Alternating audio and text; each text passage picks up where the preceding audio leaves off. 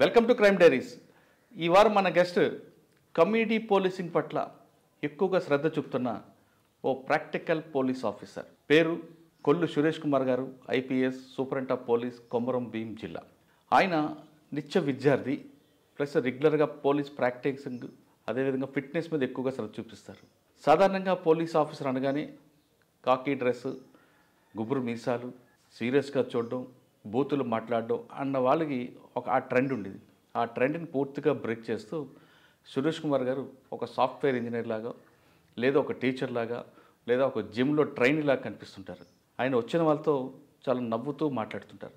సాధారణంగా police officer దగ్గరికి వచ్చేవాళ్ళు వాళ్ళ ఇచ్చిన ట్రీట్మెంట్ కన్నా వాళ్ళు మాట్లాడే దీంట్లోని బాధుడు సగం బాధను మర్చిపోతారు. ఆ టెక్నిక్ని సురేష్ కుమార్ గారు పూర్తిగా వంట పట్టించుకొని తన దగ్గరకు వచ్చిన ప్రజల పట్ల నవ్వుతూ మాట్లాడడం అనేది నేర్చుకున్నారు.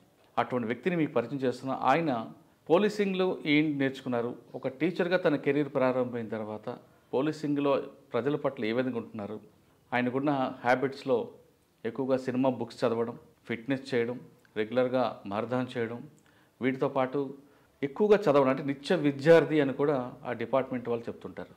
వాటి వెనక ఉన్న ఉద్దేశం ఏంటో సురేష్ గారు అని తెలుసుకుంది. సురేష్ కుమార్, నమస్తే అండి. నమస్కారం అండి మురళి గారు. సాధారణంగా మిమ్మల్ని చూస్తే పోలీస్ ఆఫీసర్ అన్నది ఫీలింగ్ ఎవరు రాదు.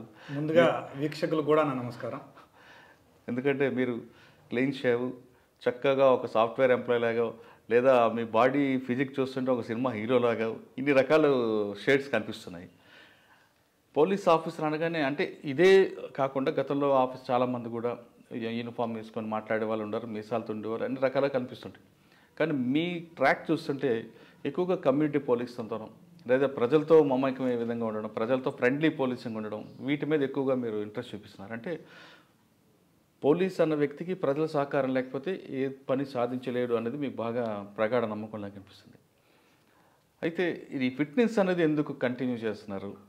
2, సినిమా బుక్స్ ఎక్కువ చదవడం ఒకటి.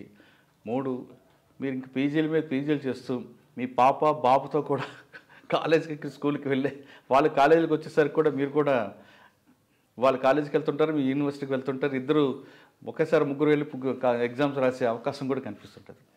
అది ఇంత గుడ్ క్యాడెట్స్ ఉన్న మీకు ప్రస్తుతం ఆసిఫాబాద్ జిల్లా వచ్చిన తర్వాత ఇక్కడ మీకు మెయిన్ ఛాలెంజ్ ఏమన్నా? ఆసిఫాబాద్ అనగానే ఒకప్పుడు మావోయిస్టులకు పెట్టిన కోట, ఇక్కడ దీనికి తిరియాని ఇలాంటి మంగీదాలు ఉండేది, అదొక పెద్ద హబ్బు. అది ఆ హబ్బుని కంట్రోల్ చేయడానికి, అంటే ఇప్పుడు కంట్రోల్ అయినా ఇంకా ఆ సమస్య మరొకసారి మరో రూపాయలు రాకుండా ఉండడానికి ఏం చేస్తున్నారు? నెంబర్ 1, పక్కన మహారాష్ట్ర ఈ గాంజా కానీ గుట్కాలు కానీ ఐడి లిక్కర్స్ రాకుండా ట్రాన్స్పోర్టింగ్ విషయంలో ఏం చేస్తున్నారు?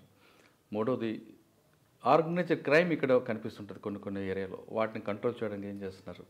ఈ 3 విషయాలతో చెప్పే ముందు ప్రజల పట్ల మీకున్న అభిప్రాయం ఏంటి? ఈ ప్రశ్నలకు సమాధానం చెప్పే ముందు సురేష్ కుమార్ గారి కుటుంబ నేపథ్యం, సురేష్ కుమార్ గారు ఒక మంచి టీచర్ అవ్వాల్సిన వ్యక్తి, అంటే బెత్తం పక్కన పెట్టి లాఠీ ఎందుకు పట్టుకున్నారు చెప్పు. మళ్ళొకసారి నమస్కారం మురళి గారు, వీక్షకులందరికీ కూడా నమస్కారం. నాది పాత నల్గొండ జిల్లా, ప్రస్తుతం సూర్యాపేట జిల్లా, కోదాడ దగ్గరలో ఉన్న ఒక గ్రామం. మా గ్రామం పేరు తెల్లబల్లి. దాదాపుగా ఒక 1000 మంది జనాభా ఉండే గ్రామం అది. అక్కడే నేను 8th క్లాస్ వరకు చదువుకున్నాను. తర్వాత 9th, 10th కోదాట్లో చదువుకున్నాను. కోదాడు మాకు దగ్గర నియర్ బై టౌన్. తర్వాత ఇంటర్మీడియట్, డిగ్రీ కూడా నేను కోదాట్లోనే చేశాను. డిగ్రీ ఫైనల్ ఇయర్లో ఉండగానే నేను టీచర్ జాబ్కి సెలెక్ట్ అయ్యాను.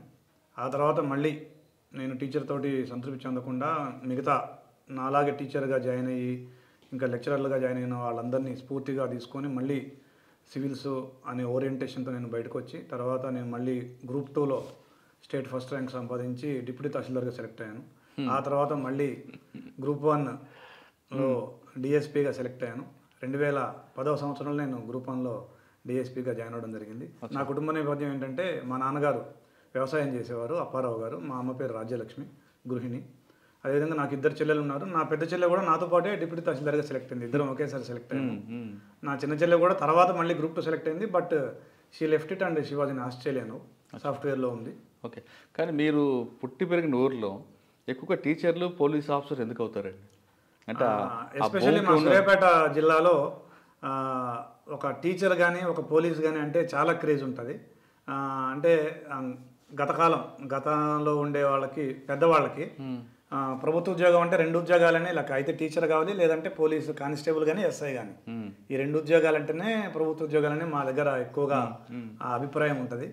దాంతో ఇంకొకటి ఏంటంటే నార్మల్గా ఎస్పెషల్లీ నల్గొండ జిల్లా కొన్ని అడ్వాంటేజెస్ ఉన్నాయి.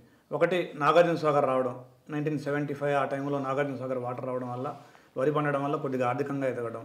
రెండోది హైదరాబాద్కి నియర్ యాక్సెస్ ఉండటం వల్ల, డైరెక్ట్ హైవే వల్ల, విజయవాడ హైవే వల్ల హైదరాబాద్ ఉస్మానియా యూనివర్సిటీకి వచ్చి మీరు ఉస్మానియాకి వెళ్తే ప్రతి ముగ్గురులో 2 నల్గొండ వాళ్ళు, ఒకళ్ళు నల్గొండ వాళ్ళు ఉంటారు. ప్రతి ముగ్గురులో ఒకరు నల్గొండ వాళ్ళు ఉంటారు పక్కాగా. సో అంత ఎక్కువగా ఉంటారు.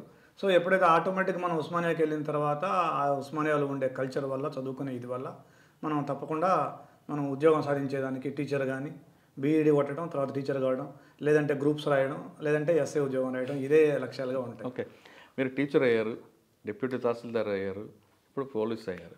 ఇంకా మీరు చదవడం వెనక ఉద్దేశం ఏంటి? అంటే నా ఉద్దేశంలో అండి, ఒక మనిషి నిత్య విద్యార్థిగా ఉండాలి. అంటే మనిషి చివరి శ్వాస వరకు కూడా అతను నేర్చుకునే ఇది ఆ లక్ష్యంతో నాలెడ్జ్ పవర్ అని. అంటే మనం నేర్చుకుంటూ ఉంటేనే మనం మానసిక అభివృద్ధి జరుగుతుంది. అదేవిధంగా మనం సమాజానికి ఇప్పుడు మనం చేసే ప్రొఫెషన్, ఇప్పుడు నేను పోలీస్గా ఉన్నాను.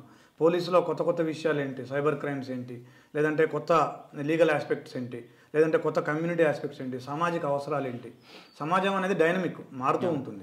సో ఆ సామాజిక అవసరాలని నేను నేర్చుకోకపోతే, నేను జాయిన్ అయినప్పుడు 2010లో ఎలాగున్నానో అలాగుంటే ఇప్పుడు సమాజానికి నేను ఫిట్ కాకపోవచ్చు. సో సామాజిక అవసరాలని నేర్చుకుంటూ, వాటిని అవసరాలను తెలుసుకుంటూ, వాటికి అనుగుణంగా నన్ను మలుచుకోవాలంటే నేను నిత్య విద్యార్థిగా ఉండాలి. అది నేనే కాదు, పోలీసే కాదు, ఏ మనిషి అయినా సరే. ఫర్ ఎగ్జాంపుల్ నేను కనుక ఇట్లా నిత్య విద్యార్థిగా లేకపోతే నేను మా ఊర్లో వ్యవసాయం చేసుకుంటున్నా, లేదంటే ఒక టీచర్ లాగానే ఉండేవాడిని. సో నేను నిత్య విద్యార్థిగా ఉండడం వల్లనే నేను ఈరోజు ఒక ఐపీఎస్ ఆఫీసర్ కాగలేనని నా నమ్మకం. ఓకే, సరే, మీరు చదువు విషయంలో మీ ఆలోచన మంచిదే. ఇంకా ఫిట్నెస్ విషయంలో కూడా క్రమేపీ మీరు సాధారణంగా పోలీస్ ఆఫీసర్ అవ్వగానే ఒక స్టేజ్కి రాగానే ఇంకా ఏదో రెగ్యులర్గా ఉన్న టైం, ఎందుకంటే టైం దొరకదు కాబట్టి. కానీ మీరు రెగ్యులర్గా ఫిట్నెస్ ఉంటుంది, ప్లస్ మారదానం చేస్తుంటారు. మీరే కాదు, మీ పిల్లలు కూడా చేయించడం అని ఉద్దేశం అనుకోవచ్చు. మీరు అన్నట్టు మా వైఫ్ సంధ్య అండి తన పేరు, పిల్లలు స్నేహిత, సమన్యు, వాళ్ళు కూడా ఫిట్నెస్లో ఉన్నారు. మా మిసెస్ కూడా మ్యారథాన్స్ రన్ చేస్తుంది. నేను ఎవ్రీడే 10K రన్ చేస్తాను, తను కూడా రన్ చేస్తుంది. Every week half marathon run చేస్తాము. Every week we have to run 21 kilometre. అంటే ఓవరాల్గా ఒక 60 నుంచి 70 కిలోమీటర్లు పరిగెడతాం ప్రతి వారం మేము. సో దానికి కారణం ఏంటంటే, నేను ఇది ఎందుకు చెప్తున్నానంటే, పోలీసులో especially policing is a physical job. ఇప్పుడు మిగతా ఉద్యోగాలు మీరు టీచర్ తీసుకోండి, లెక్చరర్ తీసుకోండి, రెవెన్యూ తీసుకోండి, డెస్క్ జాబ్స్. మేము పోలీసులో నిలబడాలి, ప్రజల్ని ఎవరైనా ఎక్కువ గుంపు వస్తే వాళ్ళని అడ్డుకోవాలి, లేదంటే ప్రెజెన్స్ ఉండాలి, మాకు టైమింగ్స్ ఉండవు, రోజులో 24 గంటలు కష్టపడాలి. మీరు ఎగ్జాంపుల్ తీసుకుంటే గత మేడారం జాతరలో నేను 5 రోజులు వరుసగా మార్నింగ్ 5 o'clock పడుకొని మళ్ళీ 7 o'clockకి 2 గంటలు మాత్రమే పడుకొని వరుసగా 5 రోజులు అట్లా ఉద్యోగం చేయగలిగాను. ఎందుకు చేయగలిగానంటే బికాజ్ ఆఫ్ మై ఫిట్నెస్. నేను అప్పటికే ఫిట్నెస్లో ఉండటం వల్ల నాకు 5 రోజులు అట్లా చేసినప్పటికీ ఇంకా నాకు బాడీ మీద ఎట్లాంటి ఎఫెక్ట్ పడలేదు. నేను ఇంకా ఉత్సాహంగా చేయగలిగాను. So I tell all my people, నా సబార్డినేట్స్ కానీ, నా కొలీగ్స్ కానీ, అందరికీ కూడా పోలీసులో నేను ఇంకోటి చెప్తాను, నీకు అన్ని ఉద్యోగాల్లో ఏమో కానీ పోలీసులో మాత్రం నువ్వు ఫిట్గా ఉన్నందుకు కూడా నీకు జీతం ఇస్తారు. అందుకనే నీ ఆరోగ్యాన్ని ఇస్తూ నీకు జీతాన్ని ఇచ్చే ఏకైక డిపార్ట్మెంట్ ఇది. కాబట్టి మీరు ఫిట్నెస్ పెంచుకోండి అని చెప్తాను. ఇంకొక ఎగ్జాంపుల్ కూడా చెప్తాను నేను. If you are a CEO, మీకు ఒక కంపెనీ ఉంది, మీరు CEO అనుకోండి, మీరు ఒక పోస్ట్కి నోటిఫికేషన్ ఇచ్చినారు, ఒక 2 అభ్యర్థులు వచ్చినారు, ఇద్దరికి సేమ్ క్వాలిఫికేషన్ ఉంది, సేమ్ నాలెడ్జ్ ఉంది, mentally both are equal. But physically ఒక ఆయన అంత ఫిట్గా లేడు, ఓవర్ వెయిట్ ఉన్నాడు, అంత ఫిట్గా లేడు. ఒక ఆయన టూ ఫిట్ ఉన్నాడు, మీరు ఎవరిని సెలెక్ట్ చేసుకుంటారు? టూ ఫిట్గా చేస్తాం. ఎగ్జాక్ట్లీ. ఎందుకు? మన మైండ్లో అతను డిసిప్లిన్డ్, అతని ఆరోగ్యం మీద కాన్షియస్ ఉంది, అతను ఎక్కువ అవర్స్ పని చేయగలడు అనేది మనకు అర్థమైపోతుంది. సో నువ్వు నీ డిపార్ట్మెంట్కి, నీ జీతానికి న్యాయం చేయాలంటే యూ షుడ్ బి ఫిట్. ఒకటే కాకుండా అపియరెన్స్ కూడా బాగుంటుంది ఫిట్నెస్ ఉన్నప్పుడు. ఆబ్వియస్లీ దాంతో ఈ సీనియర్ ఆఫీసర్కైనా మంచి ఒపీనియన్ వస్తుంది. ప్లస్ పబ్లిక్లో కూడా మీకు రెస్పెక్ట్ కనిపిస్తుంది. పోలీస్ అనగా ఇంత పొట్టగా ఉండదు. First impression is best impression అన్నట్టు మనల్ని చూడగానే నేనైతే నా వరకు ఎవరైనా ఫిట్గా ఉండి యాక్టివ్గా ఉంటే I will form a good opinion about them.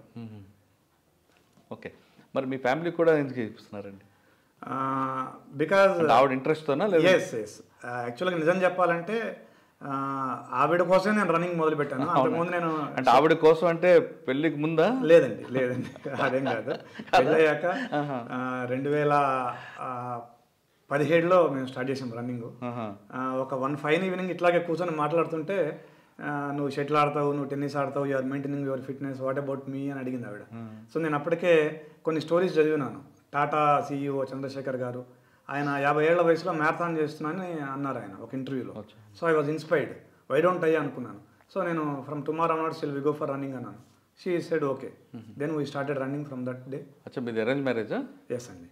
ఏమో పరిగెట్టానంటే ఆవిడ పరిగెట్టారేమో పెళ్ళికి ముందు అనుకున్నా. లేదు. ఓకే.